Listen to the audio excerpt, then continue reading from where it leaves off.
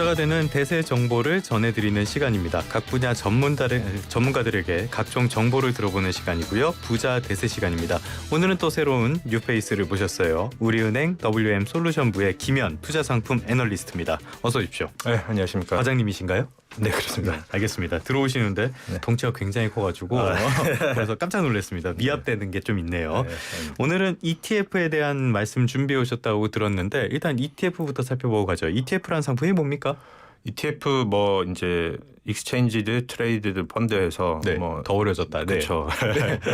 그 상장 지수 펀드라고 해서 이제 펀드인데 예. 주식처럼 거래할 수 있게끔. 그래서 뭐 우리 개인 투자자분들 증권 앱 켜셔가지고 예. 주식처럼 사고 파실 수 있는 펀드인 거죠. 예. 그러니까 ETF들이 지금 주식시장에 다 상장이 돼 있는 거죠. 그렇습니다. 그렇게 되면은 우리가 거래하기는 더 쉬울 것이고 이게 직접 투자보다 나은 점은 뭡니까?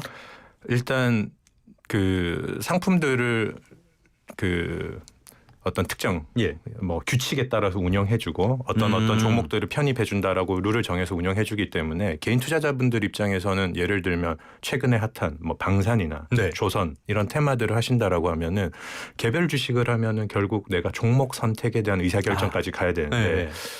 그건 좀 불편한 부분들이 네네네. 있죠. 아, 머리 아프죠. 힘들죠. 네, 그래서 네. 이제 ETF를 하시면 그런 부분에서 조금 뭐 좀 그런 분야를 조금 전체적으로 그냥 고루 투자할 수 있는 그런 좀 편리함이 있다 이렇게 보시면 될 것 같습니다. 그러니까 쉽게 접할 수 있는데 조금 더 편하게 접근할 수 있고 거기다가 전문가들이 운용을 해주니까 아무래도 리스크도 좀 덜할 것이고 이런 장점들이 있다라고 이해를 할 수가 있겠습니다. 그러다 보니까 ETF에 관심 받는 분들 많아지는 것 같아요. 국내 ETF 시장 커지고 있습니까? 네, 굉장히 빠른 속도로 커지고 있고요. 예. 실제로 이제 한국거래소에서 이제 월별로 통계를 주고 있는데 1월 말 기준으로 저희 국내 ETF 순자산 가치가 한 183조 원 정도 되고요. 네네. 이게 이제 뭐 어느 정도인가 이제 뭐 이제 잘 모르시겠지만 이게 한 달 사이에 또 이게 한 5.3%가 또 커진 거고요. 한 달 만에요. 네, 2023년, 24년도 보면 각각 연간으로 54%, 43% 이렇게 빠른 속도로 좀 증가를 보이고 있습니다. 그래서 이 183조 원이라는 숫자는 요거를 이제 우리 주식시장에서 시가총액 개념으로 본다라고 하면 지금 1월 말 기준으로 코스피 합산 시가총액이 한 2천조가 조금 넘습니다. 네. 그 대비 한 9%에 해당되는 수치이고요. 이게 21년도 말 기준으로는 한 3.5%가 되지 않았기 때문에 그 사이에 좀 빠른 성장을 좀 보여왔다 이렇게 할 수 있고 특히 이제 거래대금 같은 경우 이제 얼마나 매매가 활발하게 되느냐라는 통계치를 보면은 사실 이제 개별 종목보다는 ETF가 매매가 활발하게 일어나다 보니까 코스피 1평균 거래대금의 약 40%까지 ETF가 지금 차지하고 있다 이렇게 보시면 될 것 같습니다. 하루 평균 거래대금의 40%. 네네. 굉장한데요. 아무튼 성장세는 굉장히 눈에 많이 띄는 것 같고요. 실제로도 많은 분들이 추천을 할 때 직접 투자보다는 ETF 같은 거 하셔라 이런 말씀들 많이 하시잖아요. 네. 국내 ETF 시장 이쪽이 갖는 특수성도 있을 것 같아요. 다른 나라랑 다른 점이라든지 눈에 띄는 점 어떤 점이 있습니까? 네, 뭐 우리나라 ETF 시장보다 큰 예. 시장들은 있겠죠. 미국이나 뭐 그렇죠. 이렇게 당연히 자본 시장이 큰 데 있을 건데 한 최근 5년간 성장 속도를 보면 단연 국내가 좀 돋보이고요. 근데 이제 이렇게 해서 뭐 이게 다 국내 투자를 하냐 그건 아니죠. 뭐 최근에 많이 들어보셨겠지만 뭐 서학개미, 뭐 미국 투자 열풍 이런 것 때문에 실제로 국내 ETF 시장에서도 최근에 성장세를 이끈 거는 해외 주식이다 이렇게 볼 수 있을 것 같고요. 예. 그래서 실제로 2019년 연말에 그 해외 주식 ETF 비중이 이제 국내 상장된 ETF인데 해외를 투자하는 ETF를 말씀드리는 겁니다. 그게 한 연말 기준으로 4.5%였는데 작년 연말 24년 연말 기준으로는 32%까지 높아졌고요. 실제로 지금 한 940여 개 이상이 지금 상장되어 있는데 ETF들이 이 중에 해외 주식이 약 300개 가까이 됩니다. 최근에 이쪽으로 좀 많이 집중이 되고 있다 이렇게 보시면 될 것 같고요. 같은 기간 동안에 이제 국내 주식에 투자하는 ETF는 사실 그 영향력이 점점 좀 상대적으로는 줄어들고 있다 이렇게 보시면 될 것 같습니다. 그동안 별로 국내 시장이 재미가 없었으니까 아무래도 해외 쪽으로 투자하는 것들이 많이 늘어난 것 같습니다. 최근에 주목받는 상품이나 어떤 동향성 이런 것들도 있습니까? 예, ETF가 이제 ETF에서 그 자금 동향 뭐 이런 걸 볼 때 가장 많이 보는 게 이제 순자산액 증감인데요. 순자산액 증감으로 보면 뭐 항상 이제 상위권에 있는 애들이 있습니다. 뭐 시장이 어떻든 간에 그게 이제 가장 대표적인 게 대표 지수. 뭐 S&P 500 지수, 네. 코스피 200 지수 이런 투자하는 대표 지수들 그리고 이와 관련된 파생형 ETF 무슨 말씀이냐면 뭐 대표 기본 지수 뭐 코스피 200이 코스피 200 수익률의 1.5배, 2배의 수익률을 추정하는 레버리지형 상품 혹은 네네네. 코스피 200이 하락할 때 수익이 나는 인버스 상품 네. 뭐 이런 쪽들의 자금들이 뭐 시장 상황에 따라서 항상 좀 상위권에 있고요. 그리고 최근에는 이제 좀 유동 자금들이 예. 단기적으로 좀 파킹하는 그래서 이제 그 초단기 채권으로 운영하는 이제 그 초단기형 채권형 ETF 뭐 상품 이름에 머니마켓 뭐 액티브 이런 식으로 많이 표현이 되는데 머니마켓 그게 이거군요. 예. 네, 그래서 이제 그런 상품들이 일단 항상 자금 유출입이 많고요. 이들을 좀 제외하고 연초 이후에 좀 특이점을 본다라고 하면 해외 주식은 작년에 이어서도 여전히 AI나 반도체 관련 테마들이 좀 좋은 흐름 이어가고 있고요. 네네. 아니면 혹은 뭐 대표 기업, 뭐 테슬라 같은 이런 데 집중적으로 투자하는 그런 ETF들의 작은 흐름이 좋습니다. 그리고 국내에서는 일단 조선 방산 테마가 여전히 핫하기 때문에 이쪽으로 순자산액 증감이 좋긴 한데 요거는 이제 순자산액 증감이란 거는 실제 자금 흐름도 있고요.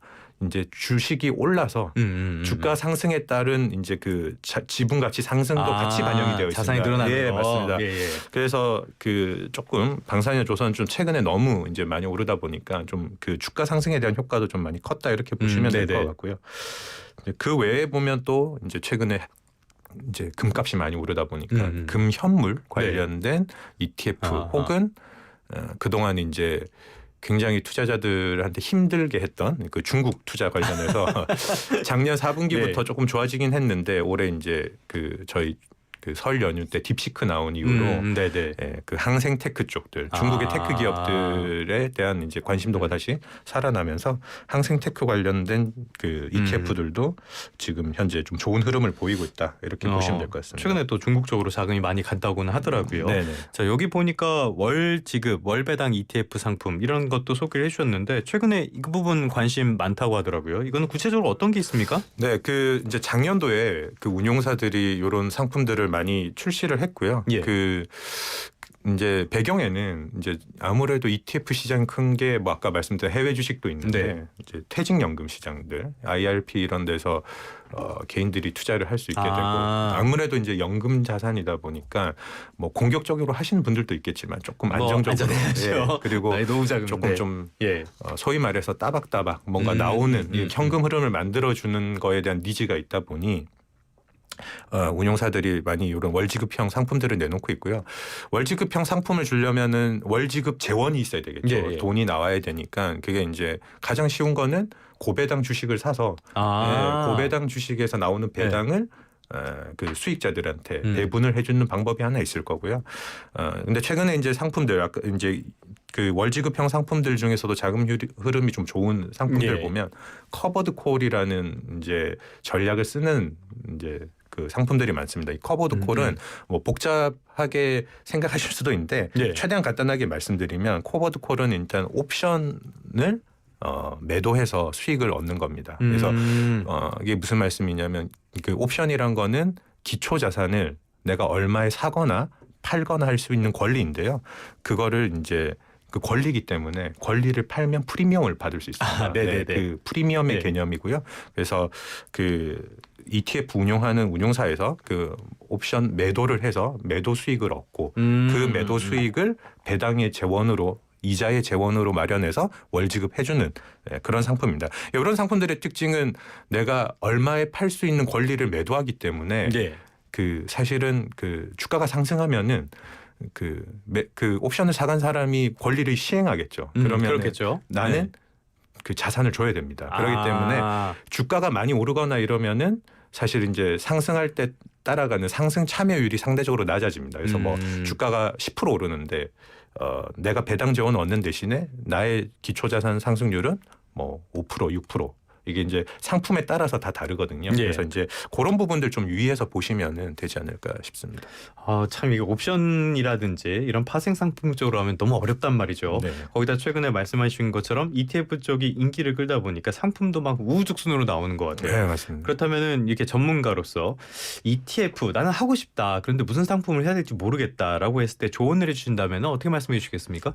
ETF의 가장 큰 장점은 그 일반 우리 펀드들, 과거의 예. 펀드들 대비해서는 이제 정보 공개가 많이 되어 있습니다. 그래서 ETF가 지금 뭐 최근에는 액티브형 ETF도 뭐 많이 나오고 올해 이제 출시가 많이 되겠지만 기본적으로 아까 말씀드렸다시피 어떤 지수나 예. 이런 인덱스 어떤 벤치마크를 가지고 거기를 추종하고 그러면 그 벤치마크가 되는 인덱스에 대해서 어떤 룰로 네. 운용을 한다, 리밸런싱을 한다 이런 이제 룰들이 다 공개가 되어 있기 때문에 내가 관심 있어 하는 뭐 테마형 ETF가 됐든 여러 가지 이제 그 ETF들이 있으면 해당 운용사 홈페이지 가면은 이런 내용들 그 다음에 지금 ETF가 뭘 투자하고 있는지에 대한 그 종목 정보도 사실 다 공개가 되어 있습니다. 그래서 네네네. 그런 부분들 좀 꼼꼼하게 한번 보시고 사실 이제 내가 뭐 화끈하게 공격 수익을 추구한다. 뭐 이런 어떤 여러 가지 투자 니즈에 따라서 하시는 방법들이 다 다양하실 거니까 아까 말씀드렸던 공개가 되어 있는 정보를 좀 최대한 잘 활용해서 보자라는 게 뭐 저희 팁일 것 같습니다. 알겠습니다. 사실 뭐 공개된 정보를 봐도 잘 모를 수 있으니까 그럴 때는 김현 과장님을 찾으면 되겠죠. 네네. 알겠습니다. 지금까지 우리은행 WM솔루션부의 김현 투자상품 애널리스트와 함께 이야기 나눠봤습니다. 오늘 말씀 고맙습니다. 네, 감사합니다.